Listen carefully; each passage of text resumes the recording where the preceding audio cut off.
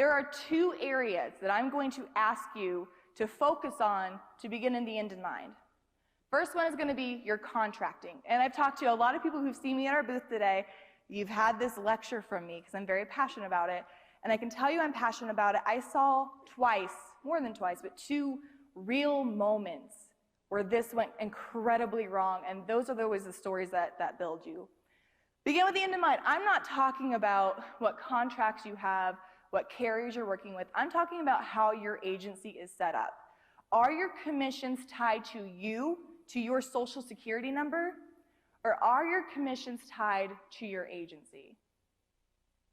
Now, two stories I'm going to tell. I'm going to keep it quick because that timer's now at 25. Two stories where this went horribly, horribly wrong. I was working with an agency. It was early in my career. It was a one-woman shop. Her name was Lisa. And Lisa I had been working with for a couple years at that point, and she was somebody who she was seeing slow growth, but it was really steady growth. She was somebody who we were really excited about her career path. She calls me one day and she's like, hey, Olivia, guess what? I just bought this agency. It's been a couple weeks in the making. It happened really quickly, but she's retiring. She wanted a way out. We're going to start to see huge growth come from me. So Lisa, give me a couple hours. Let me do some research on this. Send me the carriers that you bought. Let me do some research. A year later, Lisa was no longer in the insurance industry. She could not recover financially from buying that book of business. That is because Lisa was set up as an individual, commissions were paid to her as an individual, and she purchased another individual. So in the eyes of what happens whenever a purchase like that goes through, the carriers, guys, the carriers don't care what your lawyers say.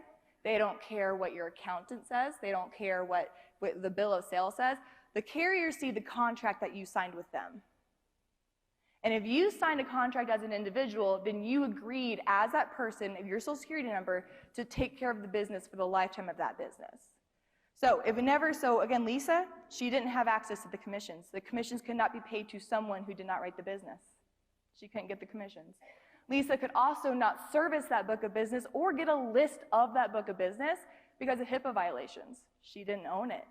It was health information. She couldn't gain access to it. And she was not able to recover from that.